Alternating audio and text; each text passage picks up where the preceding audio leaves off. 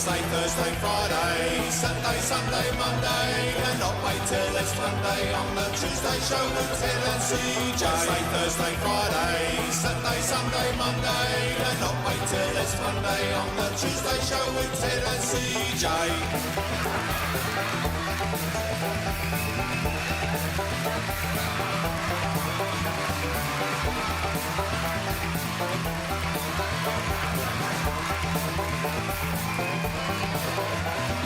Wednesday, Thursday, Friday, Saturday, Sunday, Monday, and not wait till it's Monday on the Tuesday show with Ted and CJ. Wednesday, Thursday, Friday, Saturday, Sunday, Monday, and not wait till it's Monday on the Tuesday show with Ted and CJ.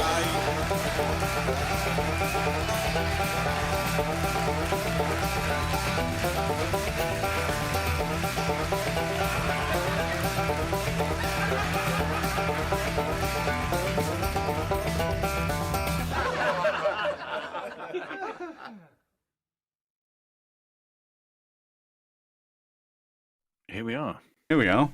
Here we are. Born to be kings. Yeah. We're the princes of the universe. I think people were starting to believe that we weren't coming. Yeah, that's because I forgot to... Look, man, I'm tired, okay?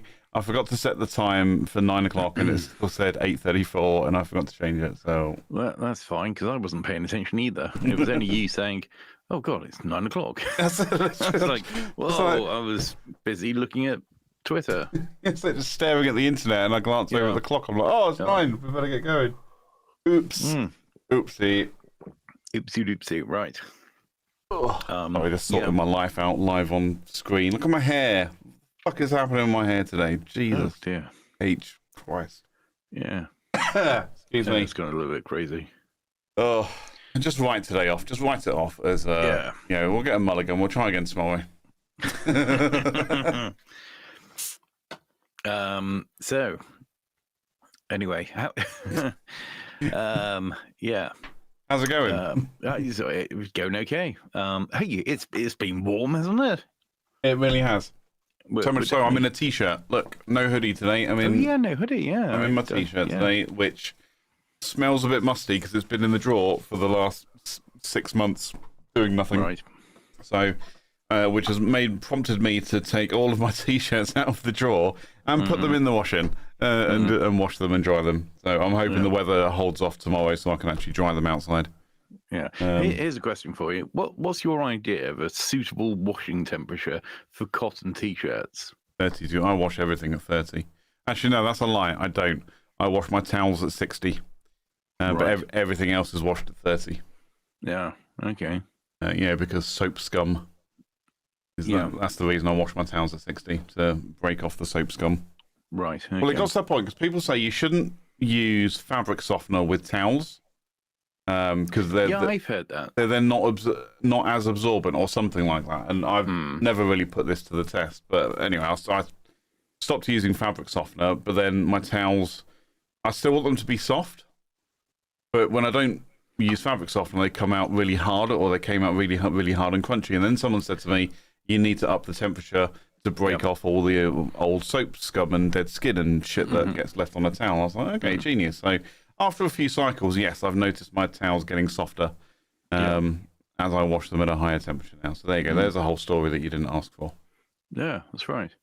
No, I tend to go for a higher temperature.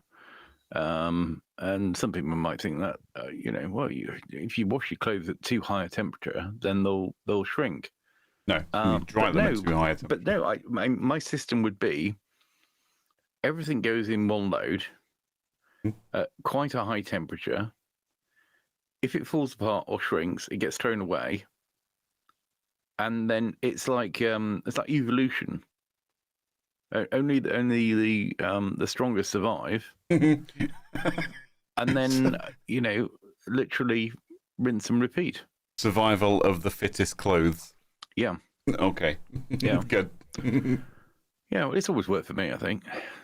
Fair enough. Although I think perhaps I have had a period of time when because I tend to wear quite a lot of t-shirts. Black ones, aren't they? Black t-shirts, yes. Sometimes navy blue. But you know, very often you can't really tell the difference. But if you watch the Tuesday show, the chances are you'll see that I'm wearing a black t-shirt. It's not always the same one. You sure? I thought you just like took it off and left it there and then put it on again when you came back. No. Perhaps I should do that. That would be a good idea, wouldn't it? Yeah, it'd be a good idea for the first 2 weeks. Yeah. And then you'll be like, oh god, this thing stinks. I need to wash it. Yeah, but the thing, it tends to be outside of this. Tends to be pretty much my uniform, my go-to. I don't know. So I'm hoodies up to the point that it's too hot for hoodies. Yeah, and that's usually judged based on how I'm feeling that particular day. So I've been away this week and I got back last night and I didn't put a hoodie on last night because it was hot. I walked in the house and was swelteringly just started sweating immediately because I was so hot. And I haven't worn a hoodie today, obviously. So yeah, but that's probably actually no. Sonex is supposed to cool down over the weekend, so it's a public holiday weekend here in the UK, and apparently the weather's supposed to be shite on Monday. Oh. Well, the other thing is, of course, with the good weather, shorts. It's now shorts weather, which for me means it's shorts weather until until it sort of really starts freezing over. Yep. Right. To get back to long trousers is a bit of a stretch. I'll try and stick with the shorts as long as I possibly can. See, like from now, so I think, depending on how the weather goes, I don't think it's going to get crazy cold over the weekend, but it's going to be cooler. I think that's pretty much me done with hoodies now and like my sweatpants around the house until late autumn. It'll just be shorts and t-shirts from now on. Yeah. I'll be wearing shorts until basically it's only me and Postman. And then I'll realise that nobody else is wearing shorts because it's snowing and get changed. In my OCD brain, or OCD, or I don't know, however you want to describe it, is very much like BCD. I think is what you got. Maybe. What's BCD? Obesity. Oh, obesity. Yeah, I'm with you. Good one. Again, I'm tired. Okay, give me a minute. It's like when the clocks change. So when the clocks go forward an hour, I'd like it to be that's the point that I can, transition from trousers to shorts and hoodies to t-shirts, and then when the clocks go back again in October, that would be the transition back to. And the same with central heating as well. It's like when the clocks change, I want to just turn. That's when I want to turn off the central heating. And when they change back, that's when I want to put it back on again. But it doesn't. Basically, what you want is everything completely regimented, so that you've got one day where you change the clocks, turn off the heating, go into summer dress order, and there you go. That's it. And if they could make those public holiday weekends as well, because then I'll get all the laundry done as well. Yeah, good plan. Literally, I'll just be like, I'll when it's transition time from hoodies to t-shirts, I'll make sure all my t-shirts are washed and dried and put away. I'll clean out the drawer and all that stuff. And they're not that it's dirty or anything; it's a closed drawer, for God's sake. But it's just that I'll just do it all in one go and just call it good. And then same for the autumn. Obviously, I'll wash the hoodies before they go away, but then when they come out again in the autumn, I'll wash them again, dry them whilst the weather's still quite nice out and they'll actually dry outside. I'll do that. But life just doesn't want me to be happy. Yeah. I've just got a small cable tie stuck on my finger. Oh. Well, I just slipped it on, and now.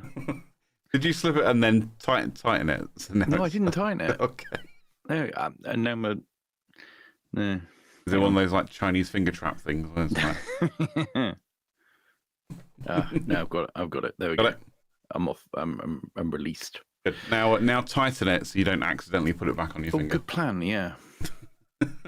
Oh, ow! Some cock now. So What? But it's still too big for that. It's funny because it's not true. What was I saying? T-shirts. Yeah. So anyway, I found there was a period of time where I would do this and I'd put them on hot wash, but I noticed they would tend to get holes in. Now I don't know whether they got holes in because I just wear them all the time and I would just wore them out because I'm an incredibly active person, or just a bit, cat-handed when it comes to putting on T-shirts and accidentally rip them. That's usually what happens. Or maybe it's just because I put them under a lot of strain. I seem to have the same problem with buttons, actually. Yeah. And zips. Yeah. Yeah. What was I? Oh, yeah. So anyway, I used to get holes in them. So maybe that's something to do with the temperature. Maybe I was actually boiling my clothes to pieces. Maybe, or they're just getting damaged in the wash due to that high temperature. Yeah, like you say, as it's going around, it's just ripping them, or something like that. Yeah. Either that or moths. Moths will do that to you. Yeah, that's true. Or if you're like me, you'll buy a brand new T-shirt and be like, put it on for the first time. You're like, this is amazing, nice and comfortable, and then you'll catch it on a door handle and rip it that way. Or it'll just catch on something and you don't even realise, something that's just sharp enough to pop a thread, and that's it. Suddenly you've got a big hole forming. Yeah, I'd say that's more likely. One of the things is broken for whatever the reason. One of the strands of thread is broken for whatever reason, and then that's it. It's you put it in the wash and it just gets bigger. Yeah. Yeah. There you go. Solved. Problem solved. Right, okay. Moving on from washing. Next up on Home Economics with CJ and Ted. Economics. I tell you what. Let's stick with that subject of a domestic nature. I'll tell you what I made the other day. I made a pie. I made a steak and ale pie. Nice. And it came out very well. Yeah. And before anybody asks or gets in the comments, which they don't anyway, so it was kind of a bit of a prompt anyway. But before anybody else, it was a proper pie. So it did have a base to it. So it was pastry all the way around. It wasn't just a casserole with a lid. No. Because I know we talked about that on previous episodes a long time ago, maybe even 5 years ago. And there was no way that I was going to make a big song and dance about that not being a pie, and then do the same thing myself. So I made a proper pie, and it came out very well. Oh, good. Yeah. Glad to hear it. So there we go. I did want to put kidneys in, but not everybody likes kidneys. But I do like steak and kidney. Was it just you eating it? I ate most of it. To be fair, what I should have done is have a side dish of kidneys, and then just throw them in my mouth. Yeah. You got to warm them up first, though, right? Yeah. Oh, yeah, of course. Yeah. Yeah. So anyway, moving on to something more interesting than me making a pie and you washing your clothes. I think we peaked. That's it. Dear. Right. Okay. What's on the internet? That's what I'm gonna say. There's lots of stuff on the internet. That's why we were almost late. I was busy looking at the internet. And I remember from last week, week before, last week. Okay. Looking at confessions and Ask Brits. I was like, I found a few things for that. So I'm just trying to find a good one to start with. And actually, what we have got is an Ask Reddit. So it's not specifically Ask Brits or anything like that. It's an Ask Reddit. So this one is what is something your parents did that you now realise was absolutely unhinged? Yeah. And I had something. Well, I am asking you, yes, because I had something and now I can't remember what it was. Oh, you can't remember what it was? Yeah. Well, I'll tell you mine. But before I do that, I've got to say that the chat is kicking off. So I think that needs to also be addressed. Beck says, it was a good pie. That's what she said. Yep. Anyway, so goodbye. Goodbye. You know we're going to say that at the end now, right? I need to write that down before I forget. Yeah, that can be our new catchphrase. Yeah, goodbye. Goodbye. You get T-shirts with it written on. Goodbye. I'll draw some out. Yeah, I'm practicing my art skills. Yeah. So, Do you remember Desperate Dan? Vaguely. From the Dandy. And he used to have cow pies. Okay. That's basically what it lived on. Well, you know how what's his name? Popeye. Popeye. You know he used to eat spinach. Yeah. And that would give him strength. Mm-hmm. Desperate Dan, his strength really came from cow pies. Okay. And he'd have these big pies, but they had horns sticking out. Right. So there's just a whole cow in a pie. Is that why it's called a cow pie? Yeah, basically. Okay. Well, it probably had a lot of cow in it, but yeah. But it had horns coming out. So there we go. And that was the Dandy. Okay. It's been so long since I've ever read the Dandy or anything like that. I don't actually come to think of it. I'm not even sure I ever read Dandy. Well, I wasn't really a dandy person. I was more of a child, actually. I was more. I had the Beano. I would, had the Beano every week. And now my son has the Beano. Okay. So I still occasionally read, keep up to date with what's going on at Bash Street School and see what's happening in Beano Town. See, mine was Funday Times. No, that was good. Yeah. There's a little insert in the Sunday Times, the Funday Times, and it had, I'm pretty sure it was like a lot of comics and or strips from things like Dandy and Beano. So there was, you'd have a Dennis the Menace strip in there. You'd have Fred Bassett. There'd be a Garfield. There'd be Andy Cap. I don't know if these ever appeared in these other, in Beano or Dandy. I thought Dennis the Menace did. I thought Dennis the Menace was in Beano. Yeah, Dennis the Menace is like the headliner of Beano. Yeah. So there'd always be like a little Dennis the Menace strip in there as well. I like that among many others. Yeah. And they had the what do you call it? Small things. Sometimes you have a goat. They have them at football. Mascots. Mascot. And the mascots for you see where my head was going with that. No, I don't, but keep going. We have goats, don't you? Like regimental mascots. Oh, right. Yeah. Okay. Yeah. And then the football, American football. So you all get this. They have like mascots which are, in a big bobbly suit. So that's a human in a suit. Yeah. Yeah. Big bobbly suit. Oh no, actually it's just CJ. So unlike Mr. Blobby. Blobby. That's the second and last fat joke for tonight. Okay, so don't worry, no more. You make as many as you want. I'm never going to be mad at the truth. No, the first fat joke of the day was when I looked in the mirror. Bob-bum. Hey. So So anyway, they have mascots. The Fun Day Times. Let's get back to what we're talking about, the important stuff. The Fun Day Times. It had fun stuff. It was in the Sunday Times, and the Sunday Times sort of crest or coat of arms had the lion and the unicorn. Oh yeah. I remember now. Yeah. I know where you're going with this now. Yeah. I think they were called Rex and something else. Oh God, Rex, and I'm gonna have to Google it. Hang on. Yeah. Sunday Times. Yeah. What would you call a unicorn? Rex and something. I'm just going to type Rex and Horseface. Horseface unicorn. Oh, it doesn't come up. Oh God. All right, hold on. Because it was the Fun Day Times, wasn't it? Yeah, it was. Yeah. And I think what they did have a little cartoon of their own. They did. Those two characters had a little story. Got up to cartoonish shapes. Rex and Tex. Rex and Tex. A lion and a unicorn, based on the newspaper's coat of arms. Mm-hmm. Yeah.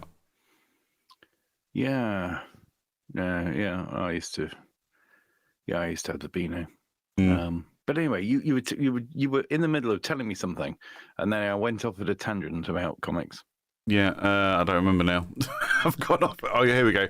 Yeah, something that your parents did that you now realise was absolutely unhinged. That was the topic for discussion. Oh yeah. Well, I can tell you one of mine. Was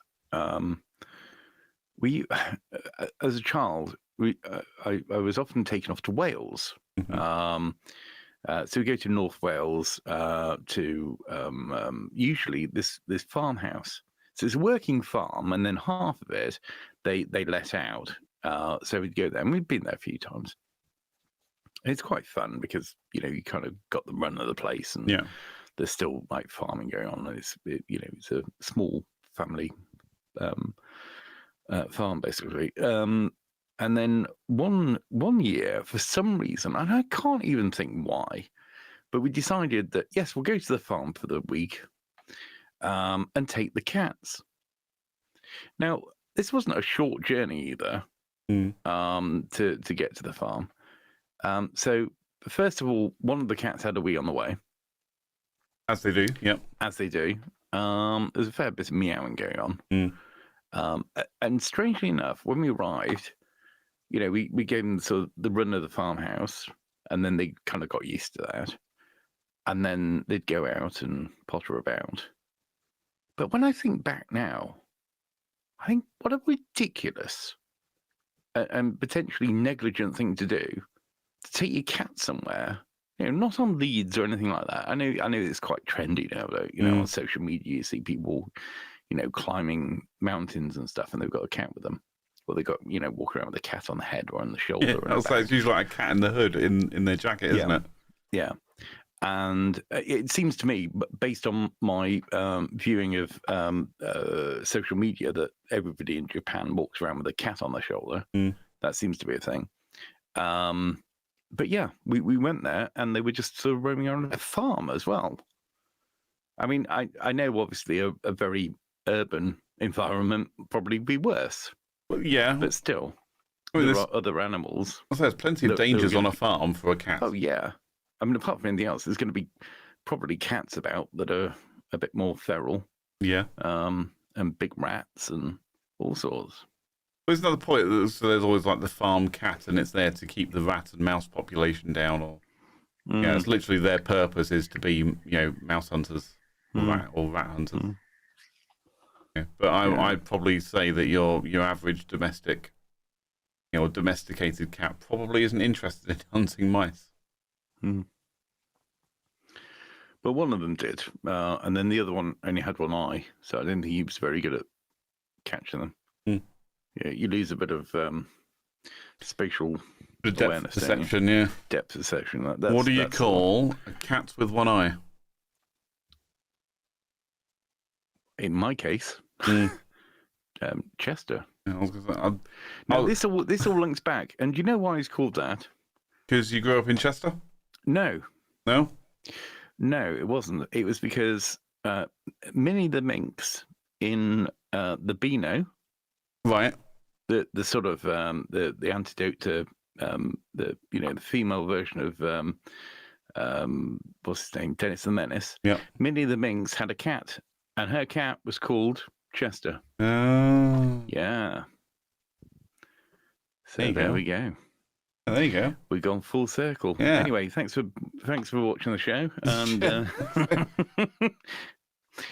yeah, but anyway, that's my example. On when I look back, what a madcap thing to do.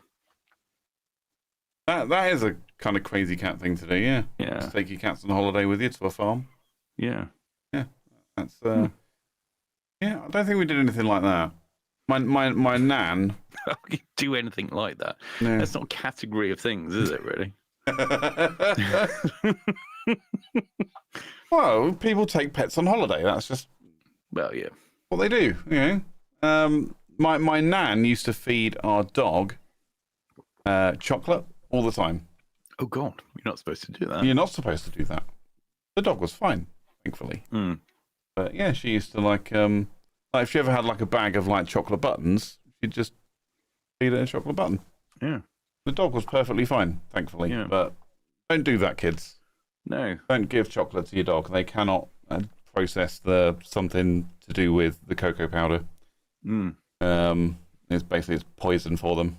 Maybe that's what it was. Maybe my nan was, microdosing the dog to get it used to the point, like people used to do with like cyanide. Right. Yeah, they'd microdose the cyanide, so or something. I don't know. Well, just so they die slower. Yeah, maybe.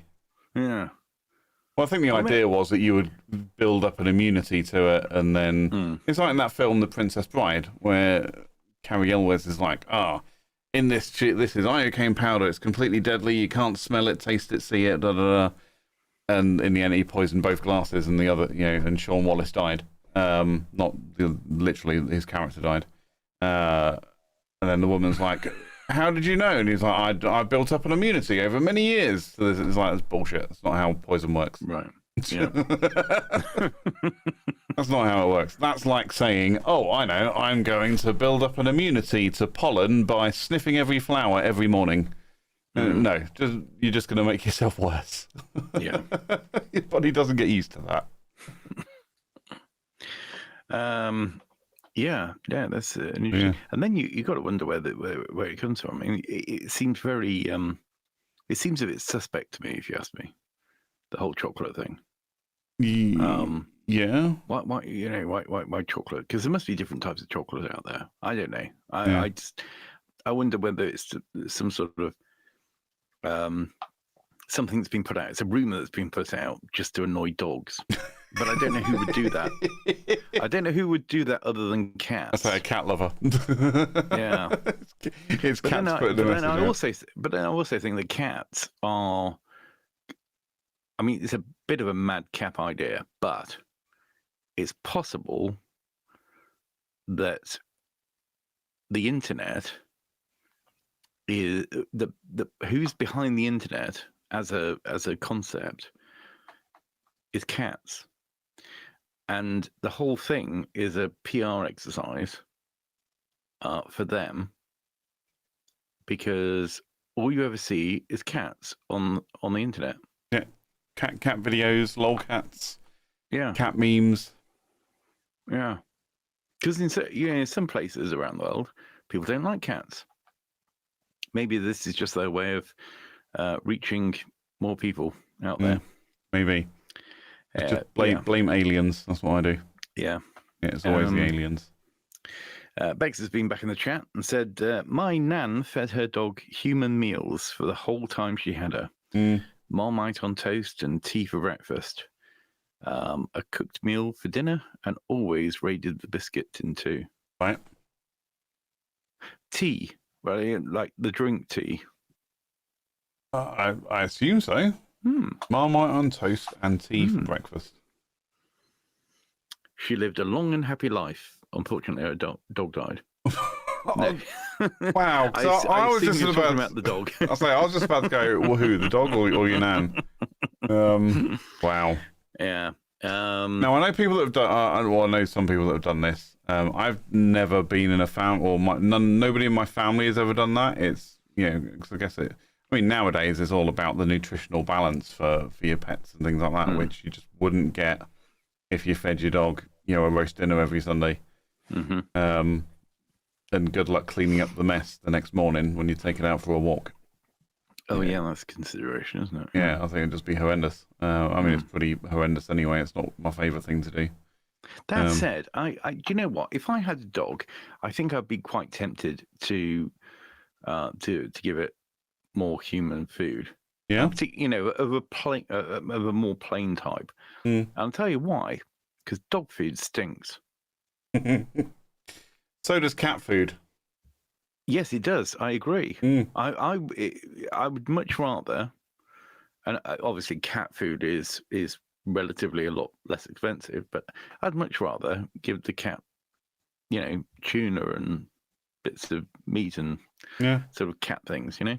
There's this whole thing at the minute with pet food about feeding your dog raw meat. Raw is better or something like that, and obviously it's to do with the fact that they are pack hunters at the end of the day, and they will eat raw flesh, and it's like, well, okay, but then some people go, oh, why don't I just buy them the minced beef from the supermarket? And it's like, it's not the same. Yeah, it just isn't the same. Anyway, I'm not an animal expert, whatever you call them, a vet. I'm not a veterinarian. I don't know the science behind feeding an animal, apart from you give it food and it'll generally eat whatever you put in front of it, because that's just what dogs do. Unless they're really picky and they just literally turn their nose up at something. I know dogs that have done that as well, and you're like, all right, princess, that's all you're getting, so your choice. Well, it is the same. I mean, they do. I mean, they vary in terms of things that they like, but usually there's some, real sort of staples that every dog will eat or every cat will eat. But then, some cats really like cheese. Some like mushy peas. Just trying to think of things that I've had cats that have eaten. Wait, aren't like grapes really bad for dogs or something as well? Or onion? Really?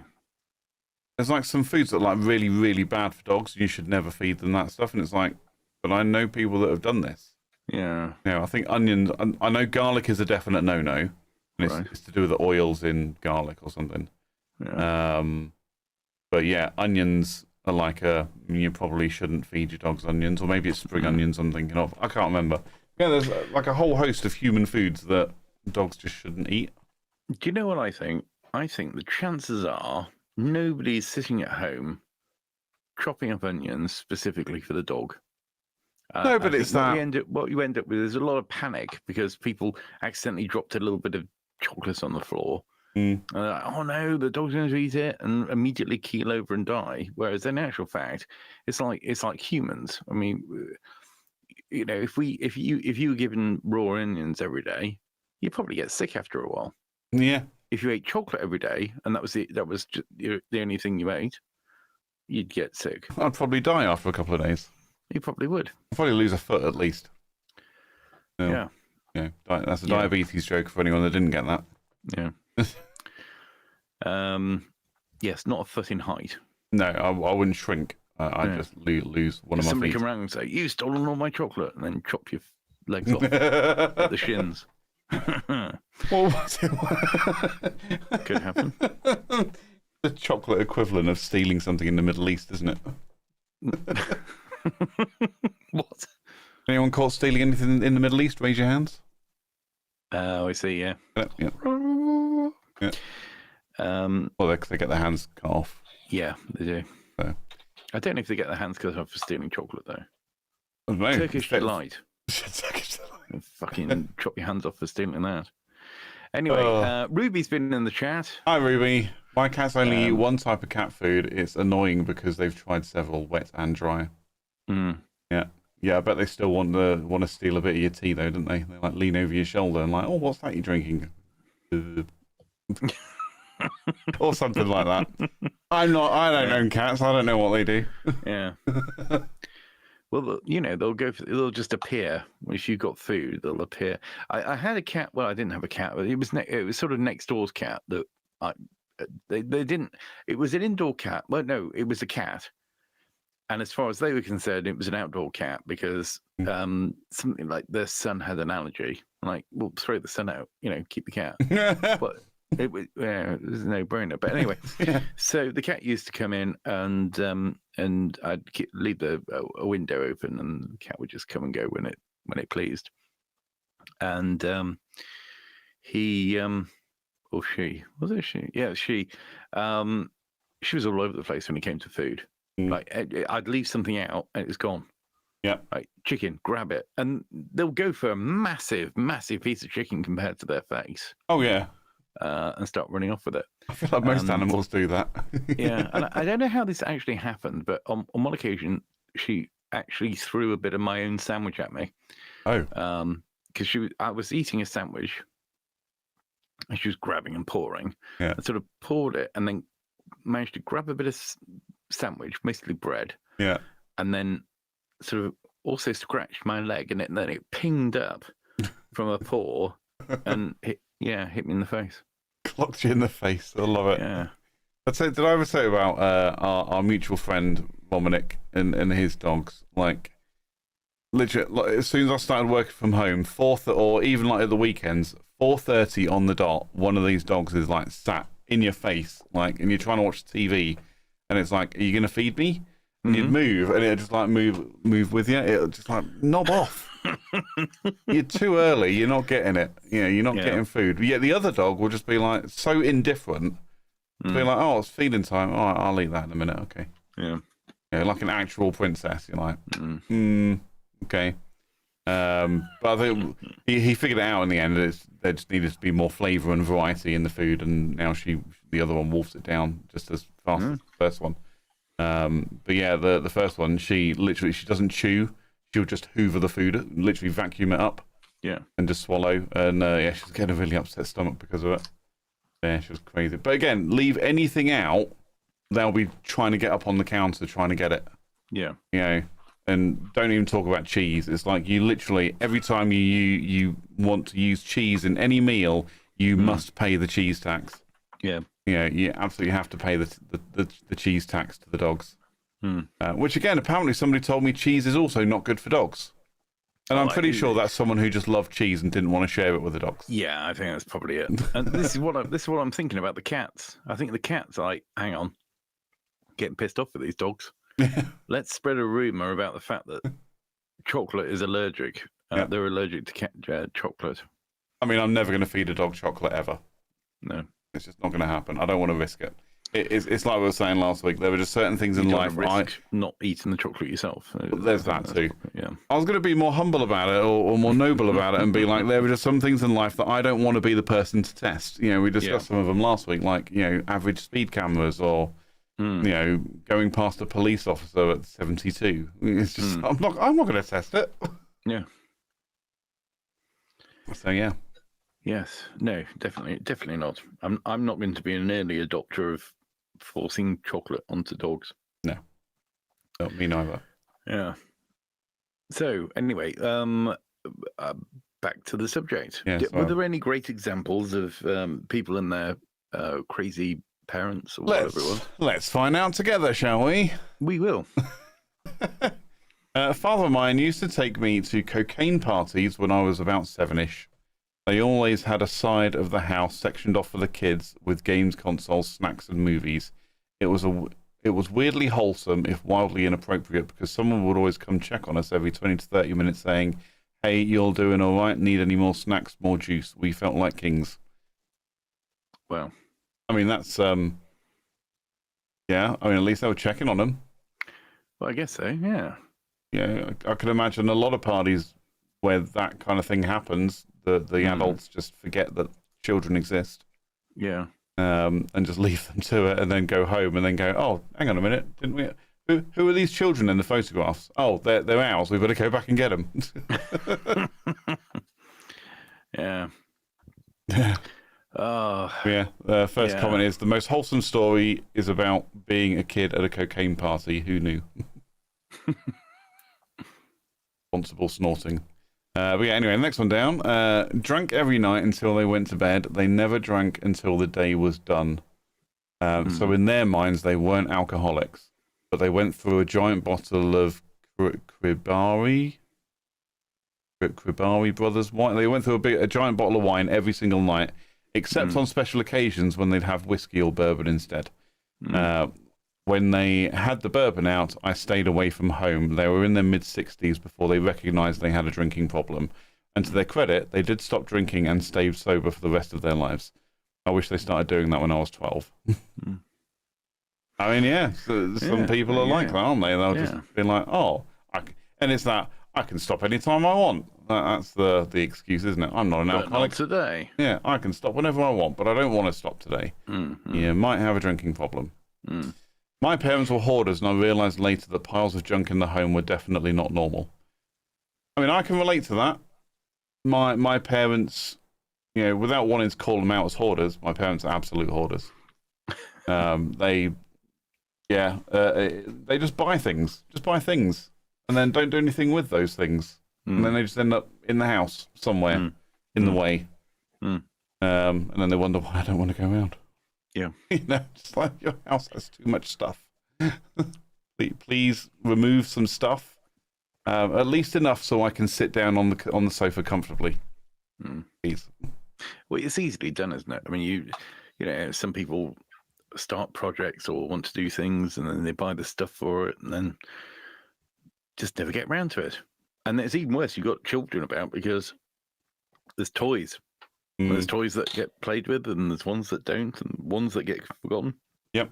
And then bags of toys from, one Christmas ago where, you unwrap them all, put them in a bag, then forgot you've had them in there. Forgot they even existed. Yeah. We had, when I was a kid, we had a big, trunk, like a massive case. We called it a trunk. I assume it's actually, that's its proper name. And it was full of toys. This was back when we lived in London. It was full of toys, and just one day it just disappeared. No. It was just gone. And you're like, where's all the toys gone? They're just gone. I don't think I asked that question. I think I was too young to even realise they were gone to begin with. Mm-hmm. But no, I have these vivid memories of going downstairs. I guess what in a normal house would be a basement, but because it was a 3-story terraced house, it was just the bottom floor. Yeah. That had an entrance. It also had a downstairs toilet, which was never in use because it was full of junk. And it had the doors out into the garden. But then everything else was upstairs. It was just a big open space on the ground floor full of crap. Everything else was upstairs, kitchen, living room, all that stuff, and then bedrooms on top. But yeah, on the ground floor we had a big trunk full of toys. And like I say, I have vivid memories of going down the stairs and rooting through the trunk of toys, trying to find little toy trains that didn't go on tracks. They would just pull along, freewheeling trains. I love those. And then, I remember one day going, I want to play with the trains, and they weren't there. Trunk was gone. So clearly at that point, my mum and my nan decided to just get rid of it. Donate it to charity, maybe. Well, that's a sad story. Yeah. Oh. There you go. That's brought the mood down, hasn't it? Well, that's childhood for you. Well, yeah, I suppose so. Childhood is a constant disappointment. Well, you see, the trick with that is to take, gather up some toys that you haven't seen being used for a while. Yeah. And put them away somewhere. And then basically put them in quarantine. And then if they're not asked for a couple of months, then you can get rid of them. So you generally get like a 3-month buffer, don't you? Yeah. I think if I had children, that'd probably be what I would do. There would be a storage area out of the way that the kids didn't know about, and that's where old toys would live. And like you say, you get 3 months. If it hasn't been asked for, gone. Yeah. Down the charity shop or sold on Facebook Market. And nowadays, it'll just be sold on Facebook Marketplace or something would happen to it to try and make some money out of it, I guess. Unless it was just a really crap generic toy, then just throw it in the bin. Or give it to the charity shop. Yeah. Because those starving kids in Africa need toys. Yeah. Yeah. Well, no, I don't even think it works like that, because you take them to the charity shop so that they can sell them. Yeah. So that somebody else's house is full of plastic shit, but this time it's secondhand. And then they take the money and then give it to starving Africans. Yep. Or, give it to charities that will then that will buy the stuff that they need. Which sometimes. And that'll be purloined by the governments of the countries that they send it to. And nothing gets sold. And but we've moved some plastic toys around. So anyway, so I tell you what, let's lighten the mood a little bit, shall we? Okay. In which case, what we'll do? You tell me when you're ready, and I'll tell you when I'm ready. I'll press a button. I'm not ready. Okay, no, that's fine. Oh yes, I tell you what. Let's have a look at this. So I was on not Reddit this time. Not Reddit. No. Wow. But I did notice this on Twitter. And I thought, well, this is actually quite interesting. Not very, but somewhat. Okay. But it's a good talking point, certainly. And this is somebody's just posted this picture of this. What we could probably describe as a small alcove. Would you call that an alcove? It's a room. I'd call it, but then the door's missing, so it's more of a I don't know, more of an alcove. Maybe. I'm not sure of the exact definition of alcove. I mean, like, what's behind me is an alcove.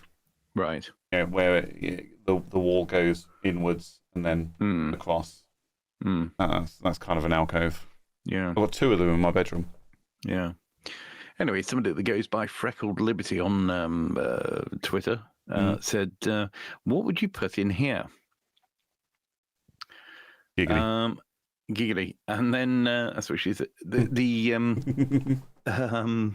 So there are some people have come up with some suggestions, but just off the top of your head, what would you put in there? I mean, it looks like an office space, so it'll probably just have a small table as like a little, singular, like private meeting room type thing. Like you get these pods now.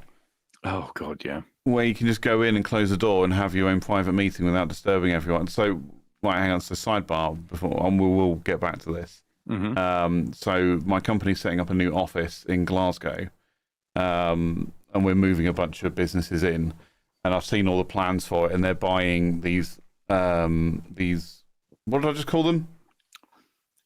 Pods. Yeah. They're buying these pods. One of them is a stand-up pod, and it's like literally the size of a phone box. And so you just go in so you can have your phone call and then come out. You don't no seating space, nothing. I'm like, who needs this? This is silly. I get like the little private meeting spaces, like the 2 and 4 seater ones, where you can just grab a couple of people, go in there and have a chat, and then go out again. Not very COVID friendly. It wouldn't have worked, 5 years ago. Do you know what I think? I think the reason this whole idea with the pods, right? And you see them advertised all over the place. So you've got these little pods that you can seat 2 people or 4 people or maybe a few more. Maybe you can. It's sort of modular, so you can put a few together and that sort of thing. And like you say, you've got one there that that you've just described, that standing up pod for making phone calls. Now, in the old days, we used to have separate offices. Yeah. So you'd have a building, and the building would be split up with the use of walls and doors. Yep. And then everybody decided, no, this is no good. Let's have a large open plan space where nobody can concentrate. Yep. Everybody's kind of looking over their shoulder. Yep. And nothing's private, because that'll be great. And now what's happened is somebody has reinvented the office, but on a very individual basis. In modular format. Yeah. Yeah. I was like, we'll go open plan. No, now we're going to put these barriers up. So the sound of you talking on the phone doesn't disturb the person opposite you or to the sides of you. And it's also a great space for you to put inappropriate photos. Just pin them up on that board. And then, they seem to have disappeared again. Actually, no, I mean, not completely. And some of the companies I work with are still very much like that. They're cubicles. What we started to call a cube farm back in the day, where everyone just sat in their little cube and that was it. They're still around. I don't think they're as prevalent, and I think it says more about the people running the business than anything else. When you see those things. But yeah, it's just all gone like very modular. And don't get me wrong, I'm all about having private space if you need to take a private phone call. But if that's the case, go outside. Oh yeah. Just leave the building. Okay, maybe not convenient if it's really windy or chucking it down with rain, but I just don't see that. It feels unnecessary. Once they've got them all in and I go visit that office, I'll get some photos and I'll show you. But it just feels completely unnecessary. Yeah. Just grab a meeting room. That's what meeting rooms are for. Yeah. Mind you, people don't care anymore, do they? They walk around having conversations on their phones, right up next to other people, don't they? They do it in the trains and buses and in the gents while they're taking a piss. Yeah. Why does anyone do that? Well, exactly. And then they have people on speakerphone as well. Yeah, genuinely. If I was talking to somebody and I heard they were in the toilet, I'd be like, just call me back. I don't need to talk to you now. It's not that important. Take a piss. Literally. It's like if I call you and you're taking a slash, don't answer your phone, please. I mean, you should. Yeah, never mind. So Anyway, so yeah. What would I put in here? What would you do with this space? Like I say, it looks like an office. So there'd probably be a very smallish table with maybe 1 or 2 chairs at the most, and it could just be a little huddle room. A little. So again, a company I used to work at had exactly or something very similar to that, but it was glass. It was so small you couldn't put more than 2 people in there on chairs. But it was great. It was like a little one-to-one space if you needed it. But it wasn't a modular pod thing. If that's their house, then I'm thinking walk-in wardrobe. Oh yeah. Actually, no, like a little cloakroom. Yeah, a little cloakroom. Yeah. No door, so you just breeze in, get your coat and your hat and your umbrella. Yeah. Off you go. I'll tell you another thing. It's very hard to tell on the picture, but if there isn't glass in that thing, what you could do is you could have like a little tuck shop from there. Yeah, a little mini bar. Yeah. And sell things from the hatch. Yeah. Or give them out. Whatever. Obviously, it depends on the setting. Yes. Right. So should we see some of the suggestions? Yes. Let's do it. Let's. Somebody. All right. So someone's gone all. Let's come up with this. Yeah, they've got either done AI or very good at Photoshop. Oh, that's quite good. That works if I open it up. Oh yeah, there you go. That looks pretty good. Yeah, minibar. Wicked. I'm not entirely sure whether the scale is right. I'm sure it looks smaller to me than that then looks, but yeah, I think the door frame is more of a normal size door. Yeah. Very nice. It looks like a complete remodel though. I think possibly a little bit too much work. I agree. But good use of imagination. Then we've got a pair of trainers because that's an advert. Some shoes. A giant strawberry statue. Oh, is that what it was? I thought it was some kind of sex toy. Did you? Yeah. Okay. That's a strange thing to go to immediately. Clearly, I watch far too much adult content. Clearly. Yeah, so there you go. Bex has been in the chat. Sorry, Bex has been in. Oh, gosh. It's a book corner, which actually is not a bad shout. Yeah. But it's a little mini library, yeah. Yeah. Well, I like the idea of that. That's actually a really good idea. Yeah. Yeah, gaming Not that many space. people have libraries these days. No, right. They don't have books, do they? Right, I'm going a little bit off centre, so I'm going to move that back again. We'll have the small version. Yeah. Oh, we've lost you. And you're back again. I'm back. Yeah. I'm back. Yeah, we lost you, and now you're back. Don't panic. Don't panic, Captain. Gaming room. Yeah, racing simulator. I like it. Mm-hmm. But again, I feel like the scale is off. Yeah. And that would be a tight squeeze for a racing rig. Yeah. But then again, we don't have the full picture or the drawings or something. These are just ideas at the end of the day, aren't they? Yeah.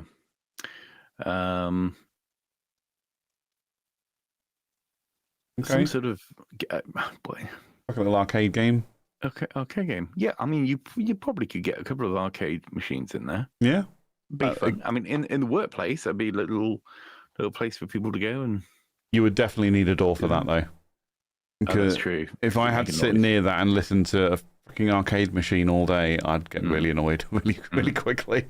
You'd be like, I want to be on it. Precisely. Yeah. Not fair. A bit more remodeling work. Yeah. A little reading nook. Yeah. So there we go. Yeah. Sorry, go on. I'll say, is that a nook or is it a cranny? More of a nook, I would say. Yeah. Follow-up question. Yes. What is a cranny? It's a bit like a nook. Okay. Just not quite the same. But it's a bit more cranny. Okay. Yeah. It's not quite a nook, but it's similar.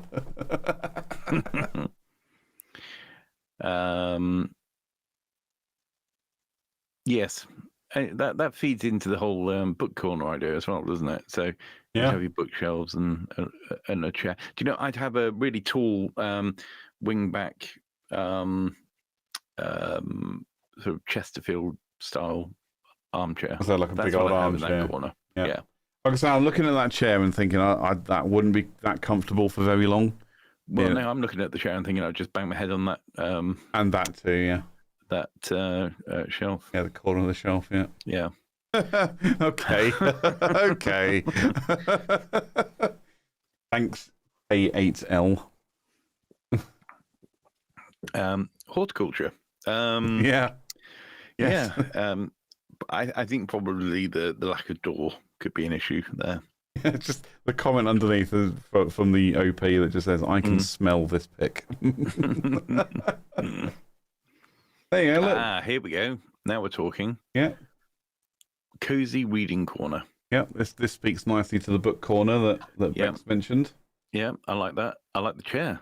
That is not a bad chair. Again, I think a higher back one would be better. Like say a proper Chesterfield style, like say very high back, wide arm, leather.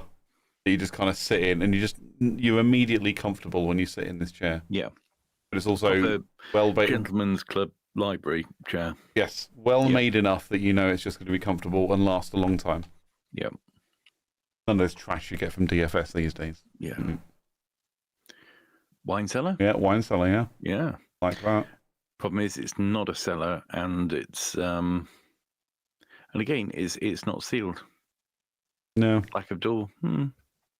It's nice to look at though. From when you kind of walk past that and you see that, you're like, that's actually not bad. Yeah, I mean, actually, it'd be quite a good place to have just as a sort of chill out room.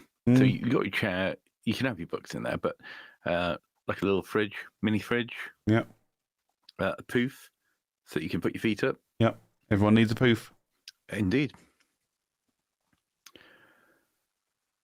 I have no idea what that is. Laser sharks.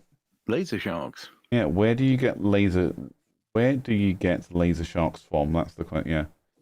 Fun for the entire family. Laser shark shop. Yeah.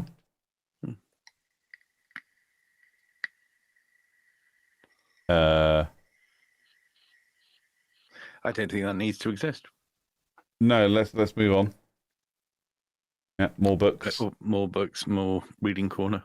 I love this. This is quite a combination of things, isn't it? Yeah. I mean, everything's there. I mean, I quite like a swim, and when I say a swim, I mean just hanging around in the pool. Staying cool. A swim, but staying cool. That's right. This has got everything I want, though. It's got a pool, and it's got buffet. Yeah. I want that. I want a swimming buffet. It's like an all-inclusive hotel in a nook. Well, yeah. I mean, people go on holiday and they rave about having a pool that you can swim up to the bar and then sit at the bar, and you're basically still in the pool. This is even better. This is a buffet that you can swim around at. Yeah, that sounds way better than a bar. I like that. I would do that. Yeah. Trophy room. Yeah. Enron. Shrine to something. Yeah.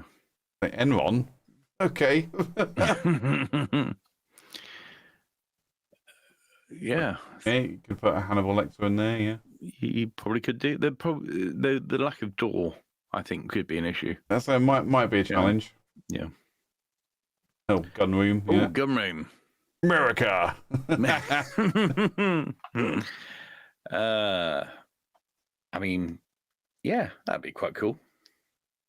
Yeah. See, now I'm looking at that, I'm thinking that could actually end up being like a weapons room, and actually you just have like a false door on the, a false wall on the front where you can, press a button or, touch a brass bust or something, and the whole thing just opens up and all the weapons pop out, and yeah, that'd be cool.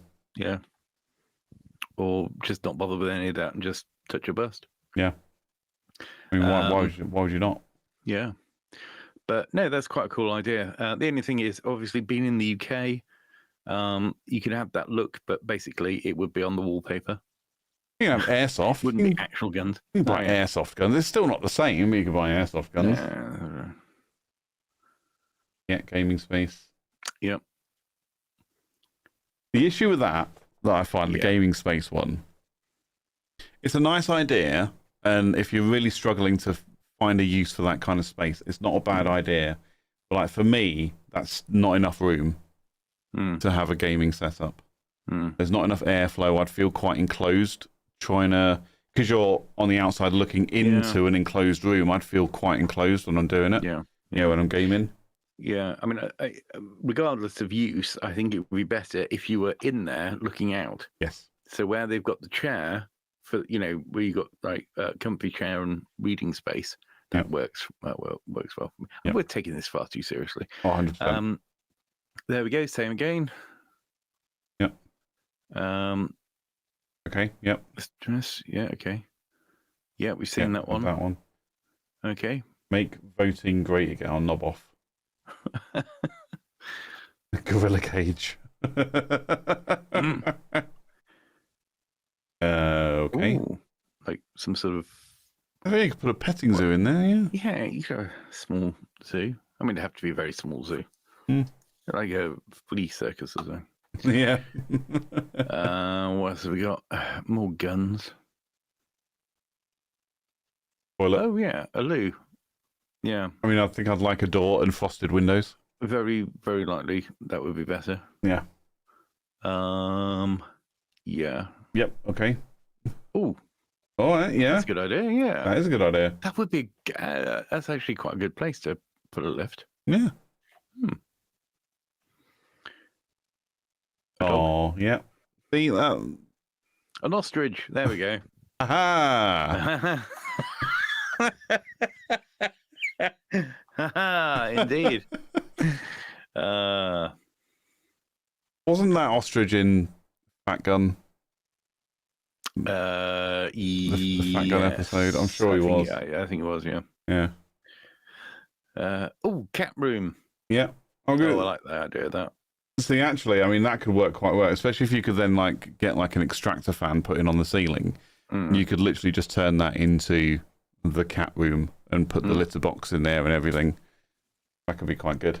I saw it somewhere on a YouTube video where someone has basically like converted. There's like you get the really small space under the stairs that is never used because it's just completely useless. Where someone has actually made use of it and turned it into the cat room. And they've put a little cat flap on the wall so the cat can just go in and out as it pleases, but the litter box is in there. And it's got built-in extraction so it doesn't stink. And all that good stuff. I was like, that's a good use of an understair space that never gets used because it's, like I say, just completely useless. Yeah.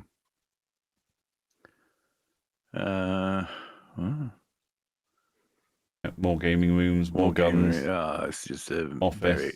very. I guess that's like a prayer room. Yeah. Gorilla war Roman thing. The title is just this, obviously. Yeah, why not? Let's have that.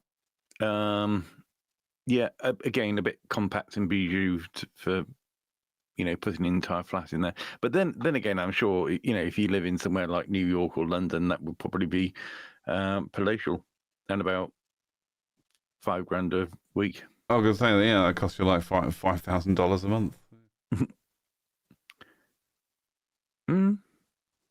Remember, that's your breakout room for having a phone call. Well, I was just about to say, remember when we had landlines? Yeah.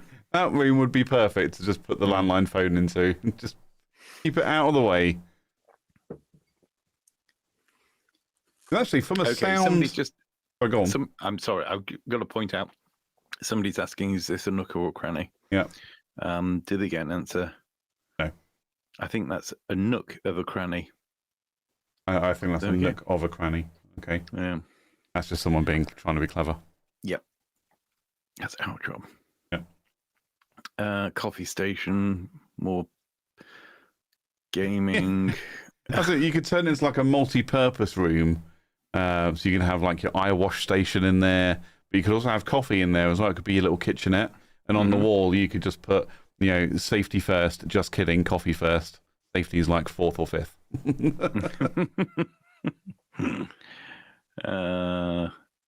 Yeah. Well, yeah.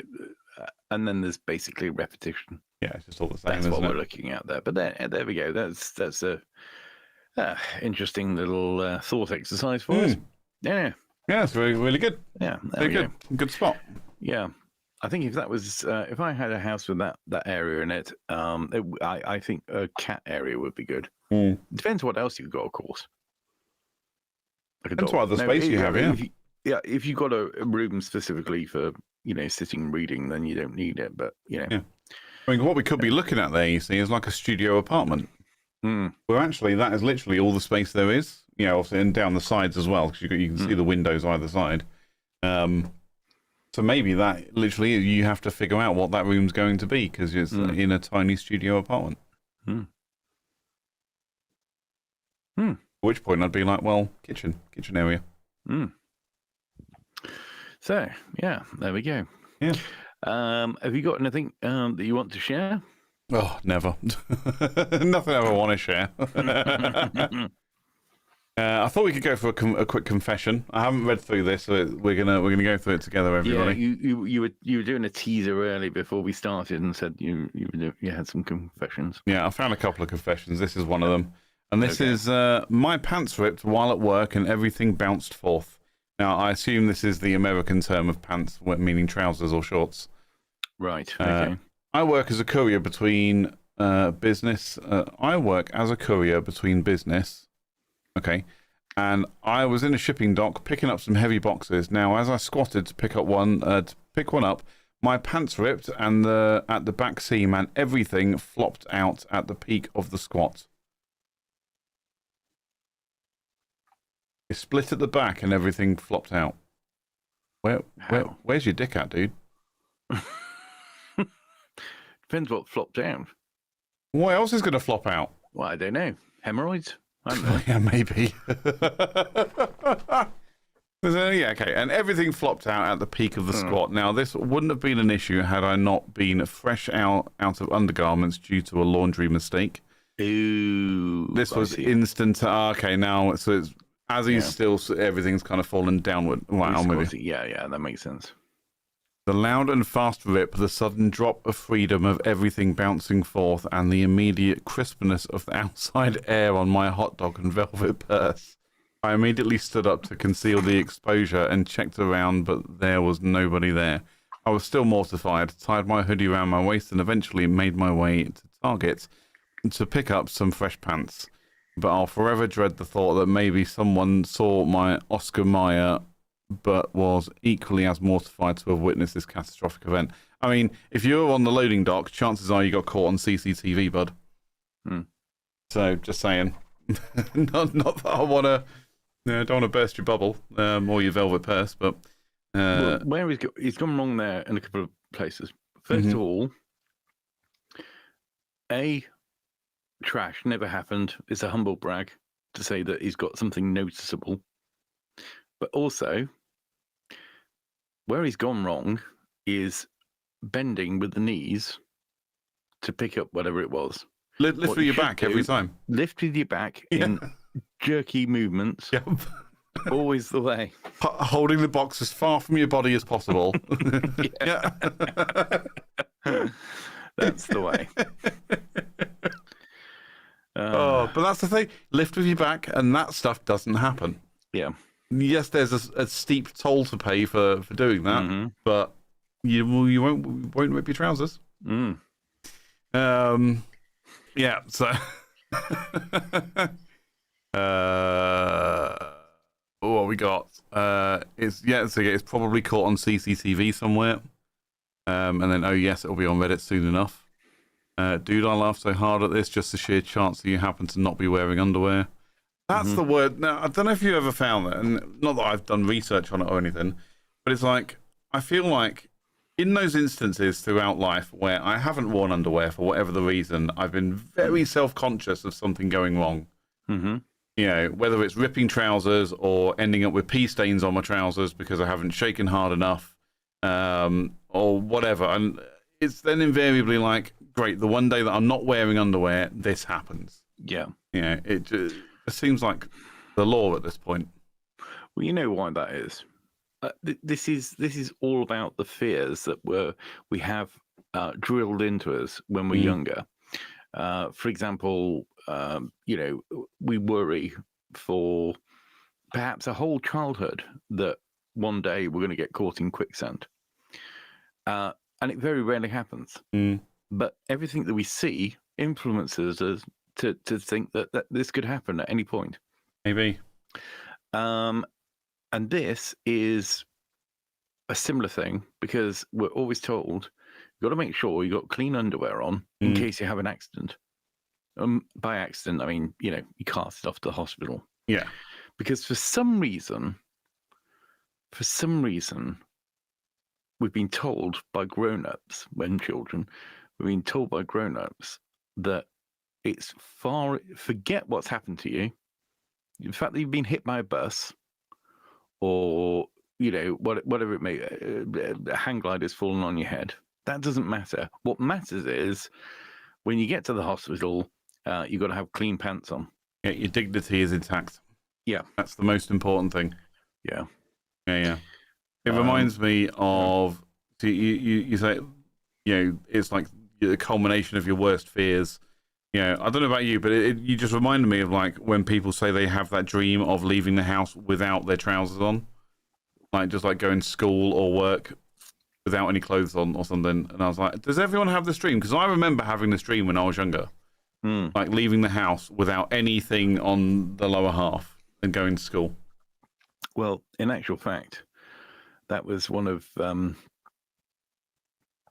Dr. Martin Luther King's lesser-known dreams, that he left the house without his trousers on.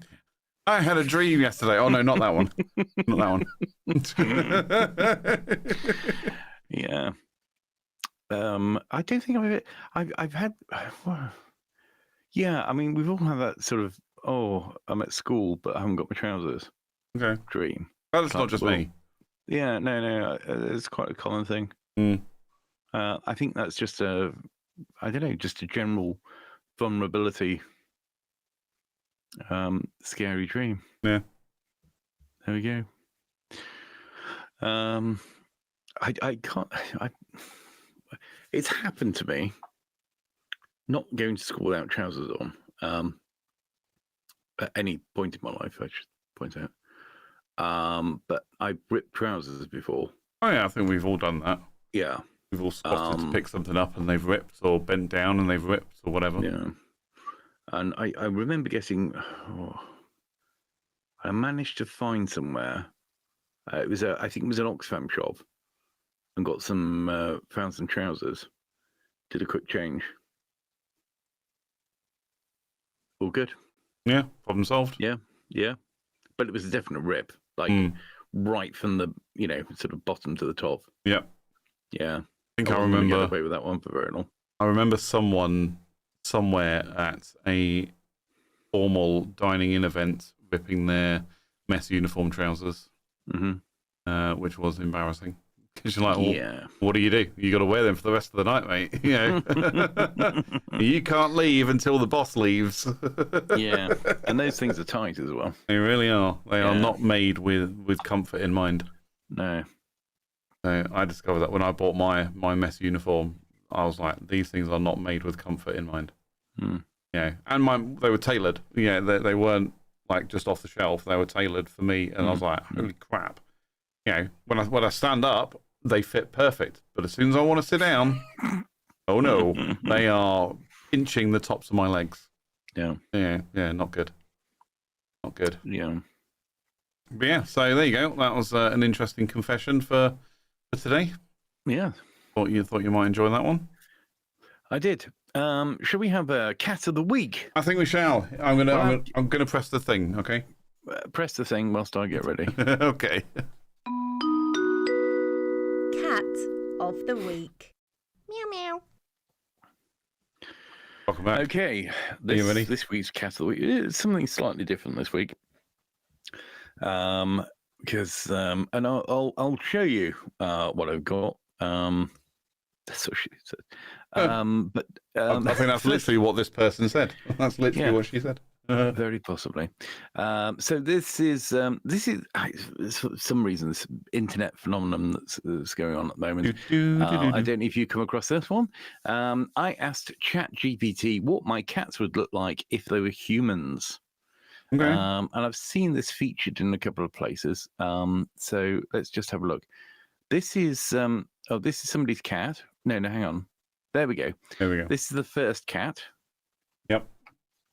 And that's what they look like as a cat. And if they were a human, This, by the way, this is not a human. This is a cat. But ChatGPT has been asked, what would this cat look like if it was a human? And there we go. Just looks like a normal person. Looks like a normal person. I'm confused. Yeah, looking confused. Like, why am I here? Yeah. And also, where are my dreamies? Yes. Why are you taking a photo of me? I need to go shit in the box. Yeah. I don't know if this is the same cat or not, but anyway, certainly. Oh, no, it's not, because there's more than one cat, plural. So here's the cat. And here's what the cat would look like if it were human. See, at which point I'm just calling bullshit on the whole ChatGPT AI image or AI drawing. It looks fucking nothing like the cat. Like the features. Well, obviously, it doesn't look like a cat. I mean, she's not got a tail. The point is, this is a human. And that is what that will be what the human version of the cat will be. We're not talking about humans with whiskers and ears. No, and obviously the top of the not. head. Oh, Yeah. obviously not. But it's like I can't see how ChatGPT goes from a picture of a cat to that. I can't see it. And that's what's confusing me. And the same with the last one or the other one as well. I can't see how ChatGPT got from that picture of a cat to that picture of a person. But yeah, it baffles me. And the one that's actually, so you say that you're seeing these. The ones I'm seeing a lot at the moment are on LinkedIn, where people are asking ChatGPT to, draw what they look like based on their LinkedIn profile. Oh, you're like, what? How the hell does that even work? Because there is no reference at all. Yeah. Well, I think that's getting into the realms of that should work now. If you want to go back to you actually wanted to share that? Yeah. A little bit more. Yeah, I need to. There we go. There we go. Yeah, there we go. There we go. You need a TV license. There we go. Now it fits in. So there we go. Yeah, but anyway, this is the thing that's doing the rounds at the moment. Here's an article on BuzzFeed. I say article. People are turning their pets into humans with this AI generator, and it's so freaking wild. Some top class journalism there. Right. So here we go. Here's another example. So there's the cat, and there's the one, and I kind of get see it. that I can see it because of the hair colouring. I can see it. Right. Okay. And the dark at the top and then lighter at the bottom, and that's what it. The cat looks like it's got a hairstyle, so I can see it. Yeah. So where's the woman's beard? Well, it's going to assume that humans don't human females don't have beards. Apparently even Keir Starmer would agree with that now. Really? Okay. Yeah. So there we go. Only one example on there. Oh, great. But there we have it. Anyway, so this made me think. I thought, well, actually, if you can take a picture of a cat and turn it into a human and see what that human would look like, well, of course, that means that you can take a human and ask ChatGPT to see what that human would look like if it were a cat. Have you done this? I have done this. Oh, now, yes. Before you display. So what I thought was, I'm happy to be the guinea pig on this one, or cat, cat, the guinea cat. Yep, guinea cat. I'll be the guinea cat with this catty pig. So what I did, I went into ChatGPT. I put in a photograph of myself, and said, "Please turn this human subject into a cat." Or what this person would look like if they were actually a cat. Would you like to see the result? I'd love to see the result. Okay, go for it. I mean, how many cats have epic mustaches like that? Well, it appears that if I was a cat, I would be at least one of those cats. It literally looks like a character from Puss in Boots. Yeah. and it's almost spot on with the eye color as well. Yeah, I was going to say, it's really picked Yeah. out your eye color. It's kind of picked out your skin tones and the different colors in your hair. Yeah, that's true. And the shape of the mustache, but the coloration of your mustache as well. Mm. Like it's lighter on one side than it is the other. I'm not saying that yours is super noticeable, but when I kind of look at you and then look at that, Yeah, your mustache on one side is slightly lighter than the other. that's right. And it's picked that out. And again, yeah, coloration in the beard bit, and it's even got your whiskers down. I'm kidding. It's got your hairy ears nailed. Yeah. It is. That's why I have trimmer for those. It's uncanny. It is uncanny. That's pretty much spot on. So the next question is, have you done it for me? Well, do you know what? That was the next thing I did. Because I was going to do it on the show, but if you've already done it, I need to see this. I did it, and this is fucking awesome. Right. Hang on, have you got the reference photo first? I don't. Okay.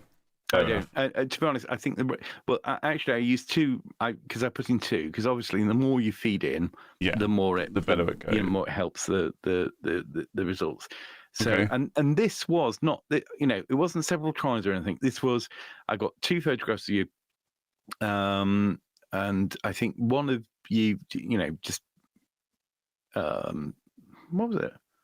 I think one is the one that we have in the thumbnail often. Yeah. Mm-hmm. Okay, and also another one.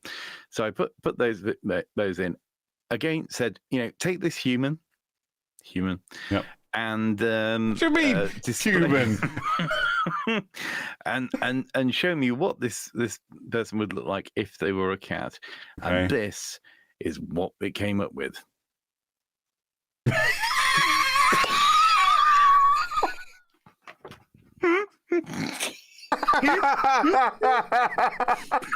That's so good. I mean, it hasn't picked out my eye color, but I love it. Oh, that's amazing. It's amazing. And do you know what my first thought was when I saw that? Go on. I thought,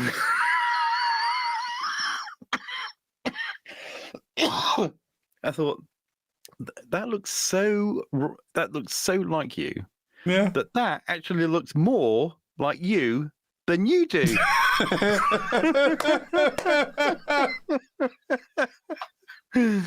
Oh. I mean, to look at that. I mean, I guess because I know that that's supposed to be me as a cat. I can absolutely see it. Yeah. Yeah. Oh, it's the wide, bottom half of my face. Yeah. Yeah, I like it. That's really, really good. And then I looked to see if I could do a version of us doing a podcast, and it came up with a slightly different result, but this is what we ended up with. Cool. Have a look at this one.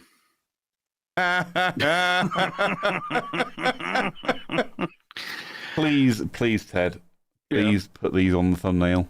Yeah. I mean, it's like a permanent fixture. I mean, this could be the new logo for the show. It really could. Yeah. Really could. I love that. Although anybody who knows the show from long ago would have been expecting one of them to be a beaver. Oh, see Big now, Cat and the beaver. See now, yeah, that's the next challenge, isn't it? We need to do Big Cat and the Beaver. Yeah. But also, when you create don't tell me which one is which. I mean, I'll probably be able to figure it out, but yeah, that's so good. I love it. Is there any more? No, that's all I did. Oh, that's so good. I might just leave that up there for the rest of the show. That's really good. Why not? Yeah, why not? I mean, it'd be good if they were the other way round, so we were correct, the correct orientation on screen. Oh, that's true. Yeah. Yeah. But I'm not going to sit here and nitpick. That's actually really good. It's actually really good, even though I don't remember the last time I saw you wearing a watch. I'm absolutely nitpicking now. That's a good point. Yes, you are nitpicking. Yeah. But it's got the shape of your glasses spot on as well. Yeah, that's true. That's so good. So have you got them? Where I'm wearing them. Yep, that's the right shape. Yeah, right shape of your glasses. Yep. Yeah. Right, facial shape. I've got the same ears. Yeah. Although that is actually a good point. I was just looking at that. Yeah, we've got the ears at the top, but yet we've got the headphones. I'm sure with a bit of refinement we could work through that. That is so good. It's really, really good. I love that. That's bravo said. Well done. Yeah, so there we go. That was two finalists this time, and that was Cat of the Week. Cat of the week. Meow meow. There you have it. Meow meow. So good. Oh, now we've definitely peaked. I think we'll just wrap it there. That's the peak of the show. Oh. So, yes, have we got anyone in the chat? It's gone a bit quiet once again in the old chat. It's gone quiet in the chat. I tell you what, put the cats back up again. Right, if there's anybody in the chat, let us know what you think. Are these striking resemblances of your well-known, well-worn hosts of the Tuesday show? Oh, wait, hang on. What? Where's he gone? Ah, right, there you go. That better? Yeah, that's more like it.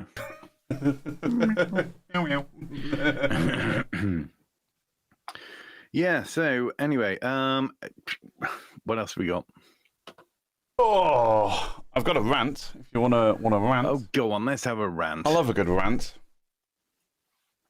So, also scouring Reddit. I love to sit on Reddit, whereas you like to venture out into ChatGPT and X and and what have you. So I'm so sick of Ring cameras. Now, I picked up on this one because I have 3 Ring cameras. Not a 3-ring circus, but I have 3 Ring cameras. Okay. So I thought, I'm assuming you mean the brand of cameras that you put on the front of the house. Yes. Good. Yes. Because I don't know what. Now I'm with you. So I was thinking, what would a Ring camera be otherwise? But no, I'm with you. Anyway, I've been going on daily walks around my neighbourhood for like a year, and even just for exercise walking is so criminalised in the tiniest ways. Everyone and their mother has those stupid Ring cameras that screech, "Hi, you are currently being recorded," at anyone and anything that moves in front of someone's house. And some houses even have 2 that parrots off each other in a cacophony. Cacophony. Yeah, in a cacophony of antisocial over-surveillance. I'm just walking on the sidewalk. I'm allowed to be here. It's just too much. I understand having security cameras. I have one myself. But why does yours need to yell at me? We live in a good neighbourhood. What's so precious in your house that warrants bothering people on the sidewalks just getting some fresh air and steps in? My family, oh, look at this guy. My family, oh, look at this guy. He's the only person in the world with a family in his house. Oh, my family, yeah. Let's accost the joggers and dog walkers about it. Don't even get me started on the motion-activated strobe lights. Stop pointing these awful, burdensome cameras at places where people are allowed to be. Point them at your door or side yard or something. Get one that doesn't scream. I'm so sick of that robot lady's voice. Now, this is an interesting, contentious point, and even from people within my own family that don't like Ring cameras. And they'd even go so far as to say, "Oh, they're against the law." Well, they're not, or else they wouldn't be sold.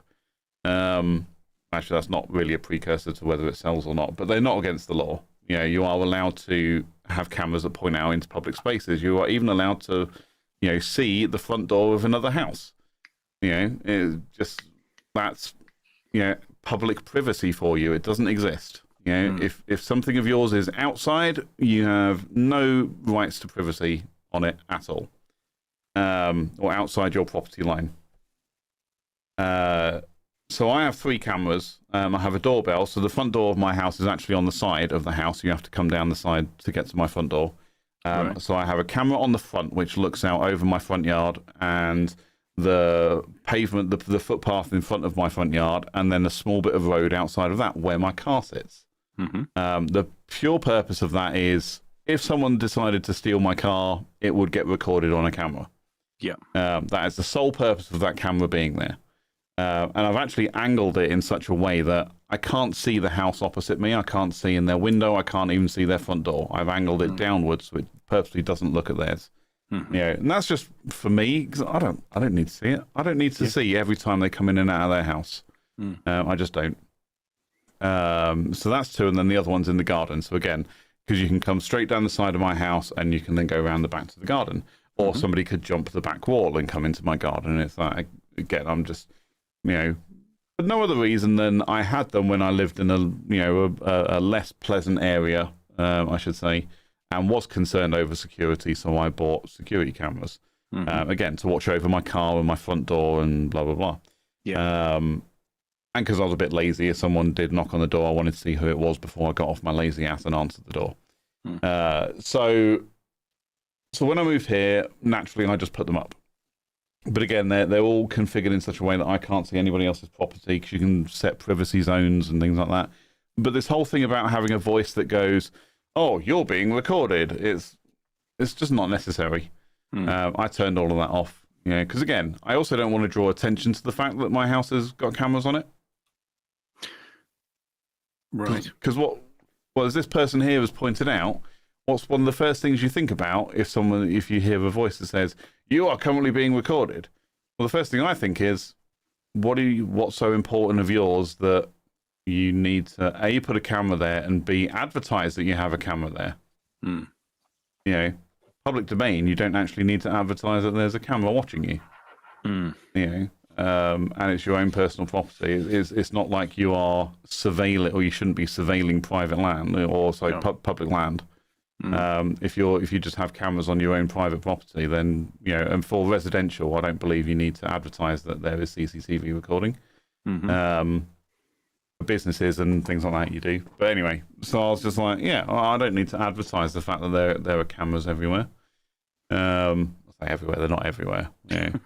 There are blind spots. I won't tell you where they are, but there are blind spots. But at the same time, they're there for a particular purpose. And like I say, the main one is, I want to know if in the slim chance that someone decided to break into or steal my car, I want to catch that on video.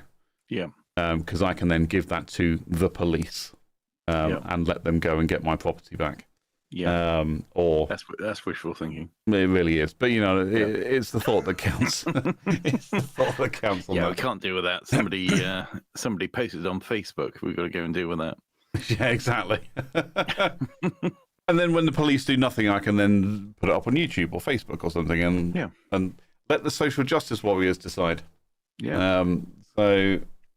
So I found this one a little bit interesting because, like I say, I've got people in my own family who just dislike though, and it becomes one of those things where people dislike something to the point that they'll just make any excuse to justify why you shouldn't have it. And I feel like this person on this rant is one of them. Excuse me, where they're just finding a lot of reasons just because they don't like them. And again, I get it. If you have cameras talking to you when you are just going for a walk down the street, that could get quite annoying.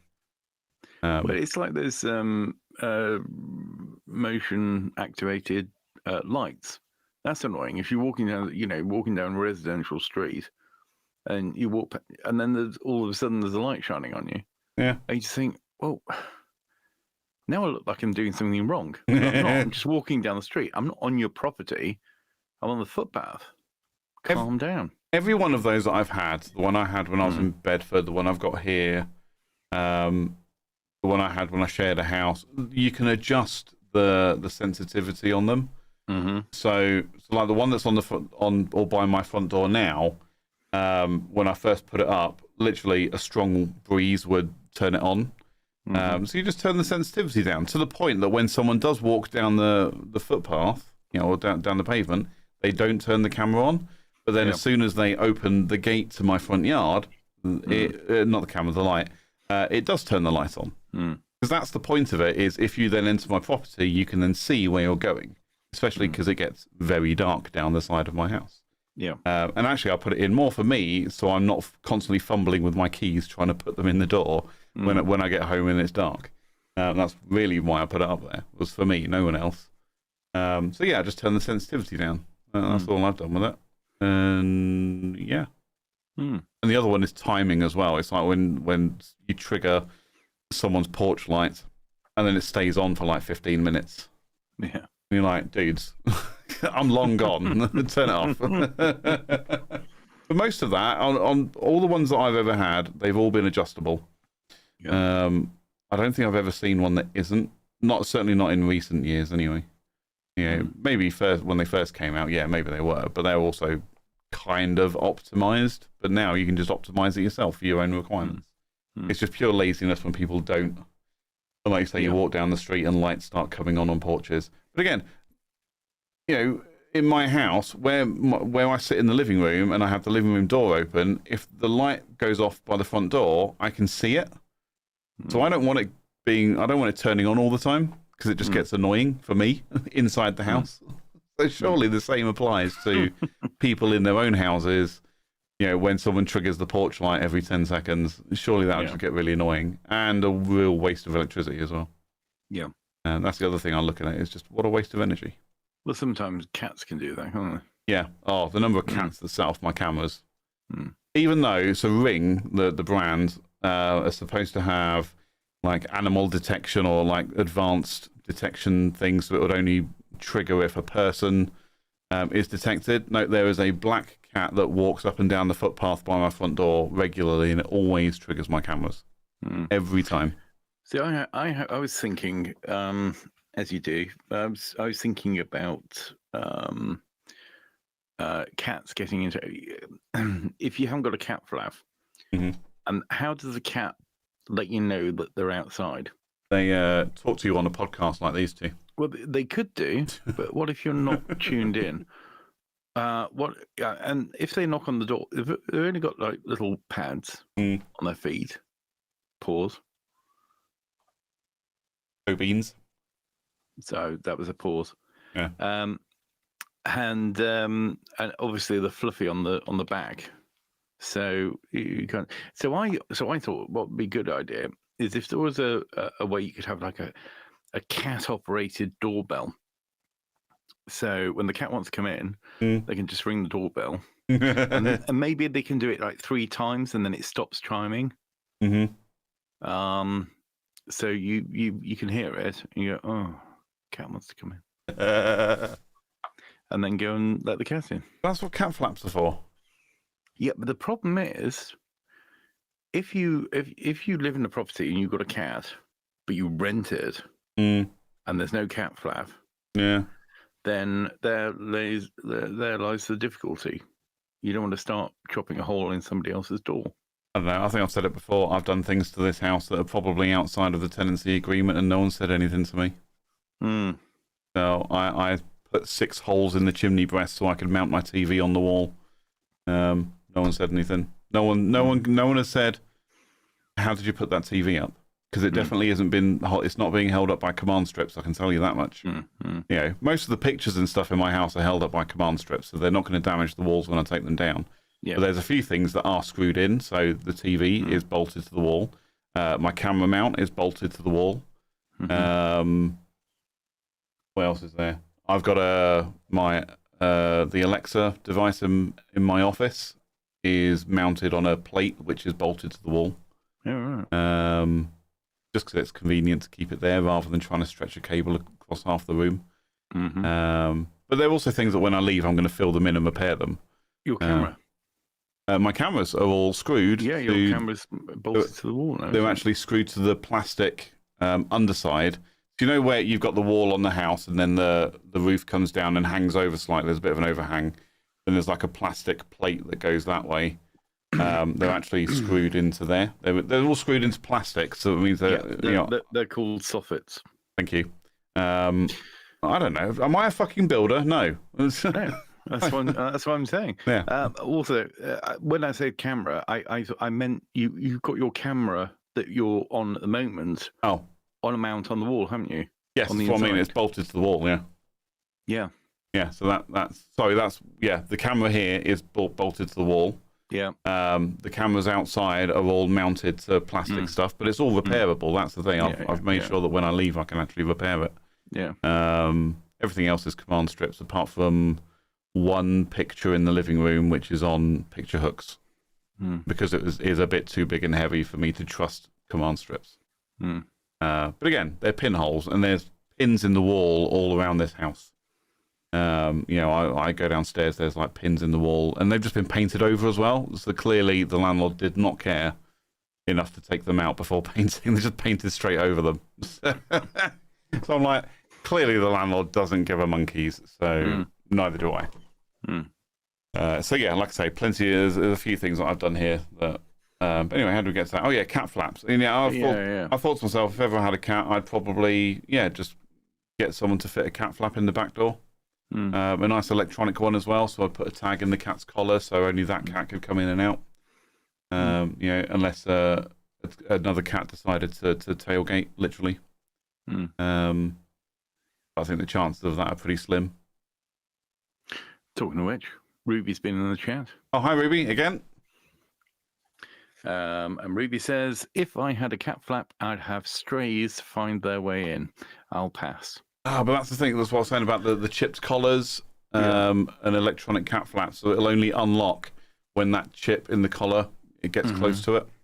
So you wouldn't get strays because that would be my concern as well. Is that I just end up with some random cats inside my house.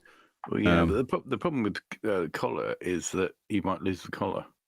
Well, the cat's pretty fucked then, right? Cats do lose collars. Yeah. I'd say the cat is pretty screwed. Your cat might be mugged for its collar by another cat. By another cat that wants to come in and eat its food. Maybe. A cat burglar, if you will. Yeah. So that's the thing. I fitted it once. Again, rented property, but the back door was UPVC door.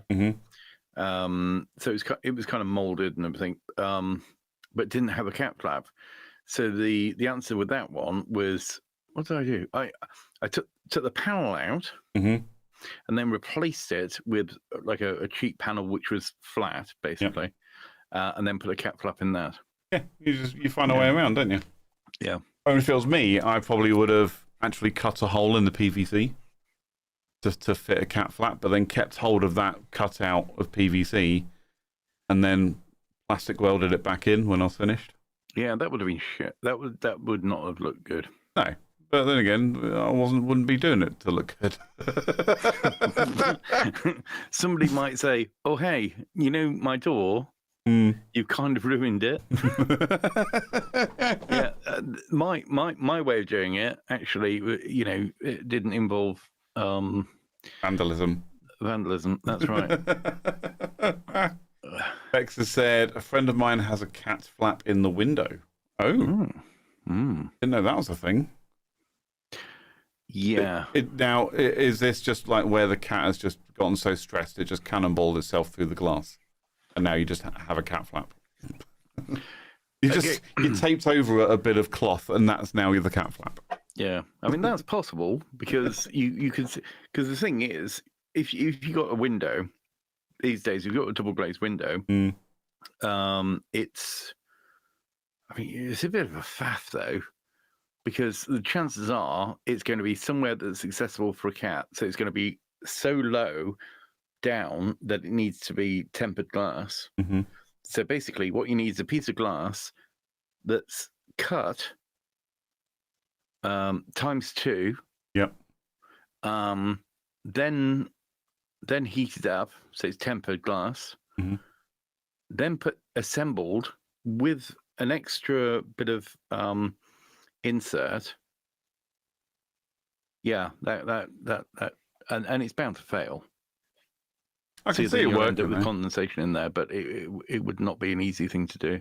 Yeah, I can see it working, but I mean, keeping that sealed, like you say, so you don't get condensation build-up, and that's a problem in this house. Is some of the glass or some of the seals are broken, so there's a lot of condensation on the inside of the double glaze. Yeah, I'm thinking back now, years ago, to an ex when I helped them move house. Her parents actually drilled a massive hole through the wall next to the patio door, and then fitted a cat flap on either side of the wall. Oh. Called it good. It felt excessive. You know, when you think of how thick the outside wall is of a house, what's a foot deep or something? They've literally gone and drilled. I've got at least, because you got a brick, then you got a gap, then you got another brick. So even more. Then I don't know. Yeah. I haven't been out with calipers to check. But yeah, it's quite a substantial depth to go through. Yeah. But yeah, they just drilled a hole straight through. Put a liner in there, put a door on either side. But again, that was also an electronic one. That was pretty cool. And then that was their cat flap. They didn't do that for a few weeks, and after they moved in, mainly because you haven't got to like keep the cats inside for a period of time before you can let them out, so they can become acclimatized to the new house or something, and essentially don't run away, don't run back to the old house. Yeah, like you say, though, quite excessive. It was excessive. Yeah. Then again, they were also filthy rich. So.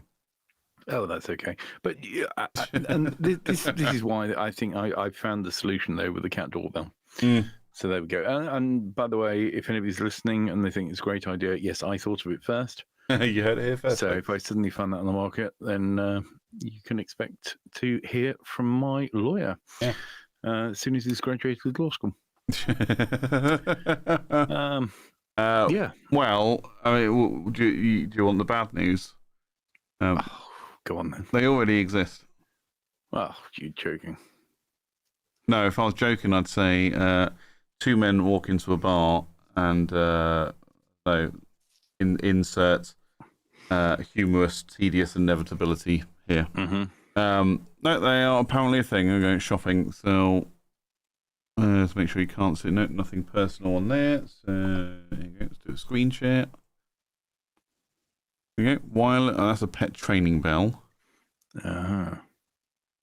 Cat's doorbell training cat. This one's a cat bell dog doorbell wireless. Well, if I go back to here, and look, you got cat doorbell. Cat doorbell. Oh, there you go. Yeah. So.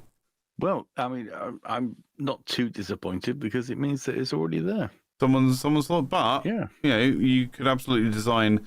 Maybe you could design a video cat doorbell and pitch it to Ring or Tapo or anyone else that has video doorbells. Well, that's naturally where it goes, because then you think, well, it's all very well, but how do you train a cat to ring a bell? I don't know. I mean, you could do, but then either the cat presses it too much just to annoy you, and then you come to the door and it goes, yeah, what do you want? Because cats would do that. Yeah. It's like they get you to, they'll moan and whine at the door, and then you open the door, and then they just stand there and then go out.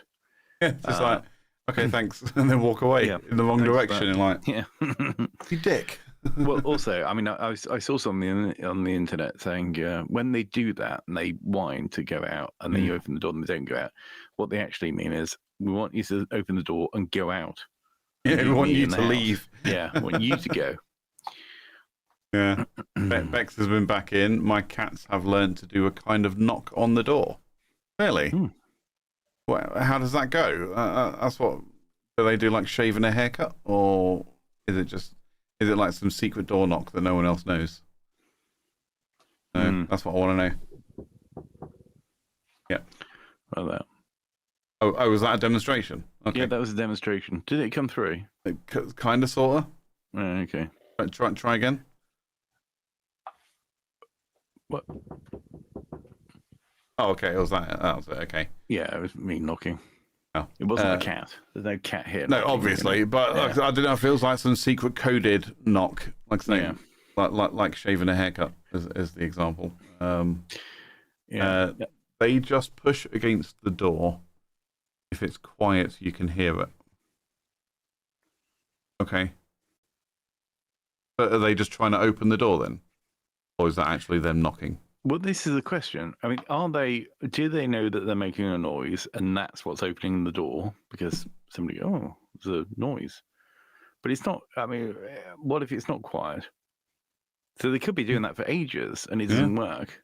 And this is the thing. The other problem with the cat doorbell is if you go out and you leave the cat out, the cat could be pressing this blinking doorbell and think, well, this isn't working.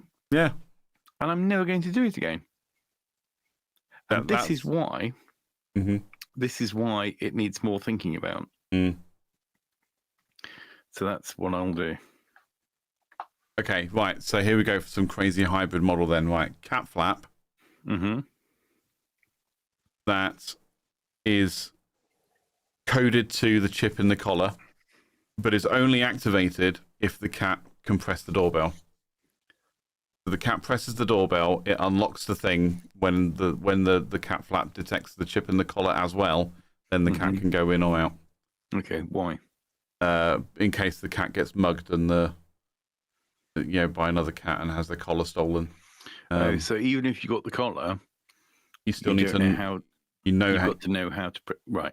Yeah, you need to know that. Have a keypad and have a four character pin that they've got to put in. Well, yeah, why not? Cats are intelligent. Why not, indeed? Yeah, much like this cat right here. See the intelligence level on this cat? Oh, wow. He's definitely got a lot going on up there. Yeah. There's one. The downside to your plan here is you're assuming that a cat that's got the wherewithal to mug another cat, steal its collar, put the collar on himself. Also, read the address on the tag to know where the cat lives. To know where to go. Will then be, completely at a loss when it comes to looking at a cat doorbell. Yeah, feel like, what's that? Never seen that before. It doesn't. Ironically, it doesn't ring true to me, that one. I think you mean moronically. Moronically. Anyway. Isn't it moronic? Yeah. Isn't it moronic? That was by Alanis Morissette. It was indeed. You had no grasp of irony. Yeah. Or maybe that was it. Maybe the irony was she didn't know what irony. Well, maybe the lyrics is less of a statement of isn't it ironic and more of a question of isn't it ironic? And the answer is no. No, it's like just some unfortunate shit you've mentioned. Yeah, isn't it ironic? Don't you think? Yeah. I think it is, but maybe I'm wrong. Yeah. No, it's just unfortunate. It's like rain on your wedding day. Oh. Yeah.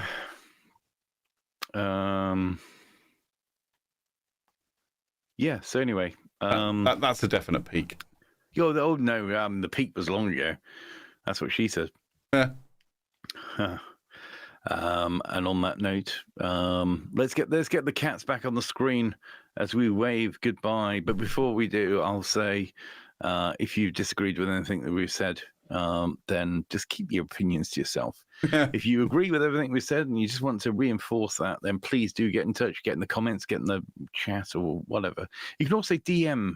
You can DM the show probably, or you can DM me at Ted James Media. And you can, of course, email the show at CJ&Ted at the tuesdayshow.co.uk. That's it. So until next week, goodbye. Bye, everybody. From all four of us. Yeah. Well, the cats are gone now because the outro's playing. So, okay. so yeah. Bye, everybody. Bye-bye.